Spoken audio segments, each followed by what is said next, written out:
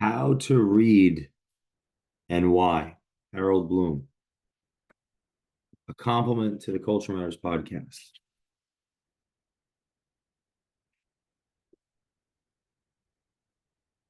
There is no single way to read well, though there is a prime reason why we should read. Information is endlessly available to us. Where shall wisdom be found? If you are fortunate, you encounter a particular teacher who can help. Yet finally, you are alone, going on without further mediation. Reading well is one of the great pleasures that solitude can afford you because it is, at least in my experience, the most healing of pleasures. It returns you to otherness, whether in yourself or in friends or in those who may become friends. Imaginative literature is otherness, and as such, alleviates loneliness.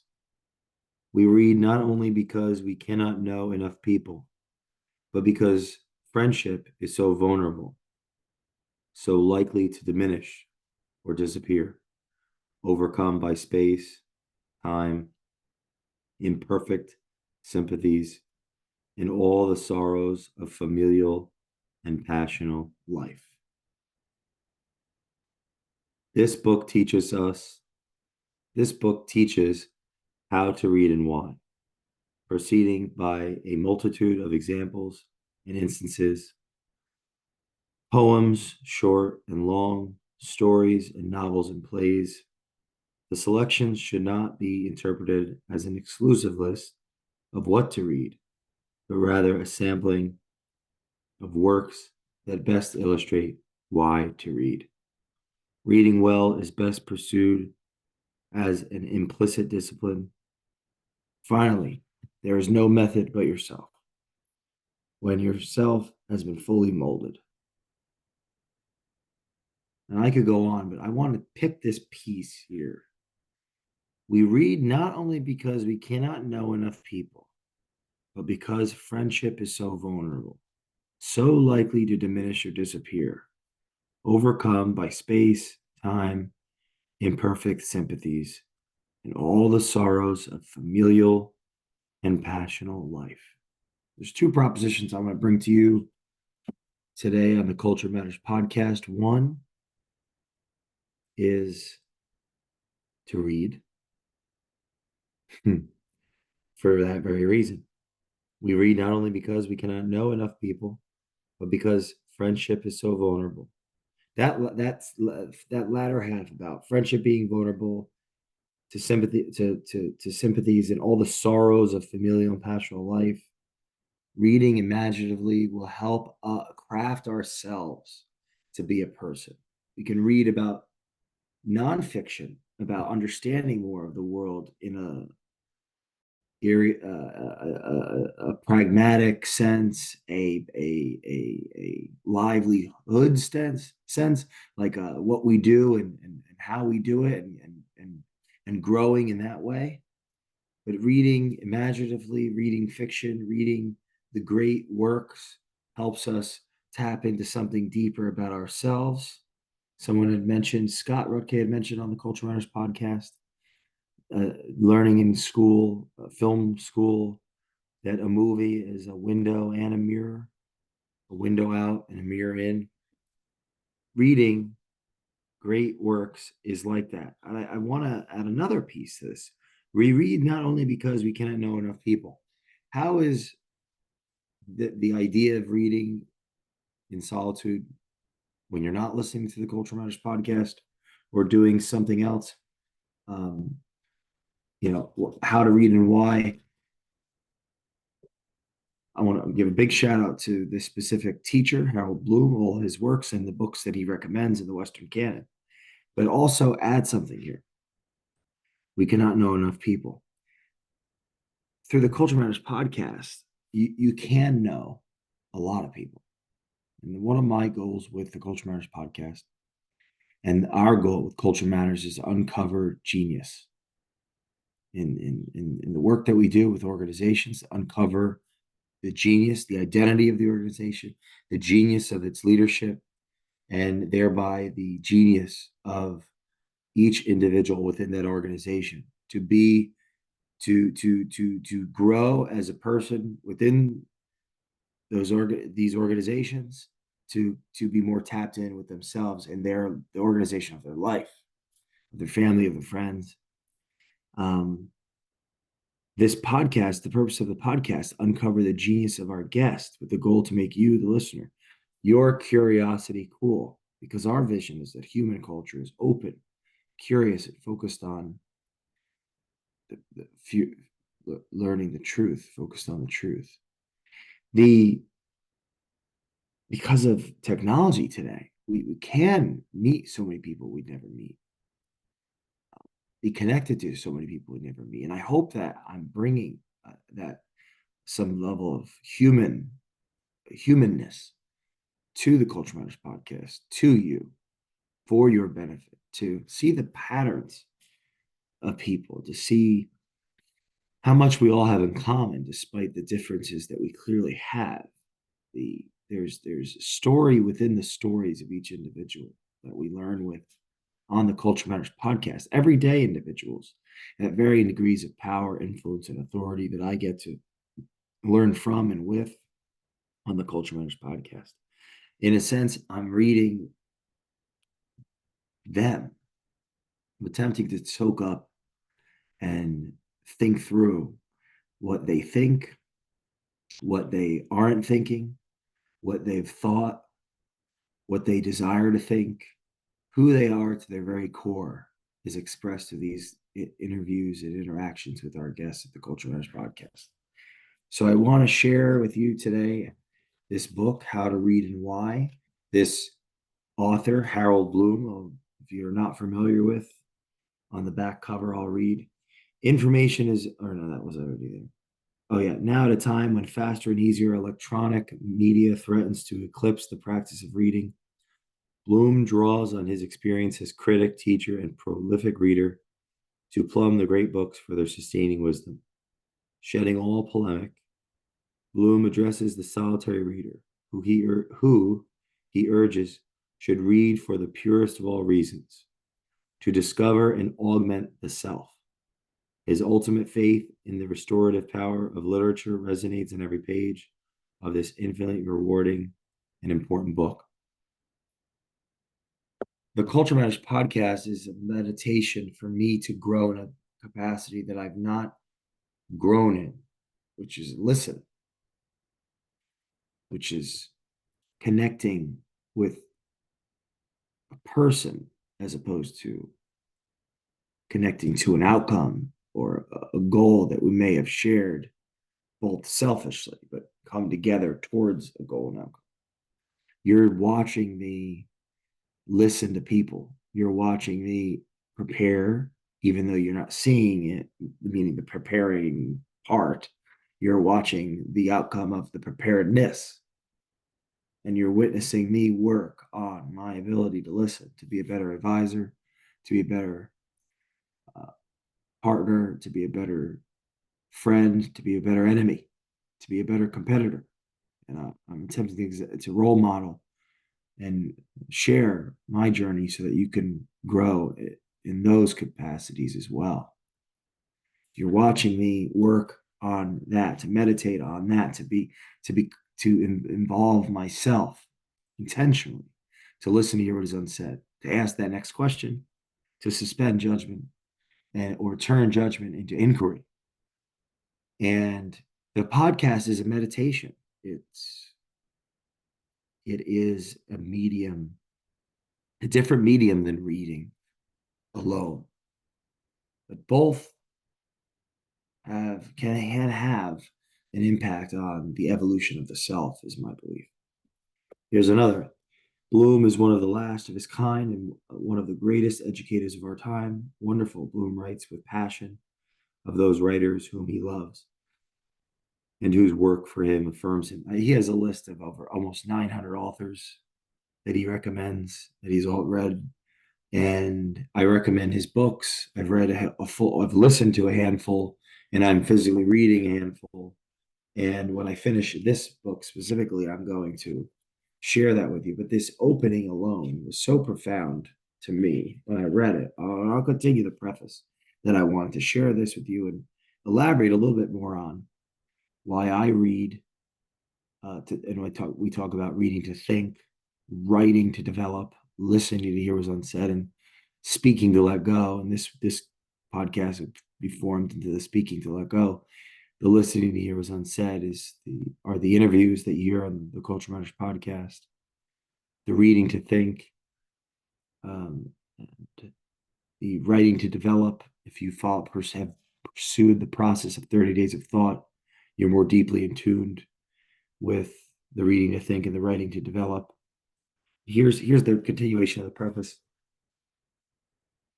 Literary criticism, as I have learned to understand it, ought to be experiential and pragmatic rather than theoretical. The critics who are my masters, Dr. Samuel Johnson and William Hazlitt in particular, practice their art in order to make what is implicit in a book finally explicit. In what follows, whether I deal with a lyric by A.E. Housman or a play by Oscar Wilde, with a story by George Louis Borges or a novel by Marcel Proust, my principal concern will be the ways of noticing and realizing what can and should be made explicit. Because for me, the question of how to read always leads on to the motives and uses of reading. I shall never separate the how and the why of this book's subject. Virginia Woolf, in How Should One Read a Book, the final brief essay in her second Common Reader, charmingly warns, the only advice, indeed, that one person can give another about reading is to take no advice. But then she adds many codicils to the reader's enjoyment of freedom, culminating in the grand question, where are we to begin? To get the deepest and widest pleasure of reading, we must not squander our powers helplessly and ignorantly. So it seems that until we become holy ourselves, some advice about reading may be helpful, even perhaps essential. See, to me, that's speaking to the paradox of, yeah, how can I know what to read without the self? And the reading helps me build the self. And so I believe Harold oftentimes is grooming us to the fact that what picking the books matters, and there's only so many books that we'll ever be able to read, and the more we read, the more we realize we're not going to be able to read through that library. And so what we're reading is important, and that's an important piece here. So taking that advice, reading this book will help you, and it's helping me get more lasered on what to read and how, and why to pick those certain books, so I can Humpty Dumpty myself, evolve of a self, and how that translates into every other facet of my life, and in business especially, increases my capacity to articulate, to think, to help other people reason, think, and articulate, and achieve, and achieve in a meaningful way. Woolf herself had found that advice in Walter Pater and also in Dr. Johnson and the Romantics Thomas De Quincey and William Hazlitt, of whom she wonderfully remarked, he is one of those rare critics who have thought so much that they can dispense with reading. Woolf thought incessantly and never would stop reading. She herself had a good deal of advice to give to other readers, and I have happily taken it throughout this book. Her best advice is to remind us that, quote, there is always a demon in us who whispers, I hate, I love, and we cannot silence him. I cannot silence my demon, but in this book, anyway, I will listen to him only when he whispers, I love, as I intend no polemics here, but only to teach reading. And just the first chapter of the prologue. or the first paragraph of the prologue. Why read? It matters. If individuals are to retain any capacity to form their own judgments and opinions, that they continue to read for themselves. Wow, that's an important piece. To form their own judgments and opinions, that they continue to read for themselves. How they read, well or badly, and what they read cannot depend wholly upon themselves, but why they read must be for and in their own interest. You can read merely to pass the time, or you can read with an overt urgency, but eventually you will read against the clock. Bible readers, those who search the Bible for themselves, perhaps exemplify the urgency more plainly than readers of Shakespeare. Yet the quest is the same. One of the uses of reading is to prepare ourselves for change, and the final change, alas, is universal. I turn to reading as a solitary praxis, rather as rather than as an educational enterprise. The way we read now, when we are alone with ourselves, retains considerable continuity with the past. However, it is performed in the academies. My ideal reader and lifelong hero is Dr. Samuel Johnson, who knew and expressed both the power and the limitation of incessant reading. Like every other activity of the mind, it must satisfy Johnson's prime concern, which is with what comes near to ourselves, what we can put to use. Sir Francis Bacon, who provided some of the ideas that Johnson put to use, famously gave the advice: read not to contradict and confute, nor to believe and take for granted, nor to find talk and discourse, but to weigh and consider. I add to Bacon and Johnson a third sage of reading, Emerson. I think I had Emerson right here. Oh, no, that's Thoreau. Fierce enemy of history and of all historicisms, who remarked that the best books impress us with the conviction that one nature wrote and the same reads. Let me fuse Bacon, Johnson, and Emerson into a formula of how to read. Find what comes near to you that can be put to use of weighing and considering, and that addresses you as though you share the one nature, free of time's tyranny. Pragmatically, that means first find Shakespeare and let him find you. If King Lear is fully to find you, then weigh and consider the nature it shares with you, its closeness to yourself. I do not intend this as an idealism, but as a pragmatism, putting the tragedy use as a complaint against patriarchy is to forsake your own prime interests, particularly as a young woman, which sounds rather more ironical than it is. Shakespeare, more than Sophocles, is the inescapable authority upon intergenerational conflict, and more than anyone else, upon the differences between men and women. Be open to a full reading of King Lear, and you will understand better the origins of what you judge to be patriarchy. Ultimately, we read, as Bacon, Johnson, and Emerson agree, in order to strengthen the self and to learn its authentic interests. We experience such augmentations as pleasure, which may be why aesthetic values have always been deprecated by social moralists, from Plato to our current campus Puritans. And it continues. I mean, I could keep reading because it's a powerful introduction, prologue, and preface to how to read and why. And I wanted to share this with you in the Culture Matters podcast and make the point that as I allocate time to read in solitude, that's something I'm not able to share with you, of building myself up stronger for you and for myself and for those that we work with and will work with, continue to work with. But the Culture Matters podcast is a meditation that you participate with me in. And I want you to think about that when you're listening to me interview people, when you're listening to me converse with people. In every interview, there was a preparation, there was a presence, there was a test and a strengthening and a breaking down and a rebuilding.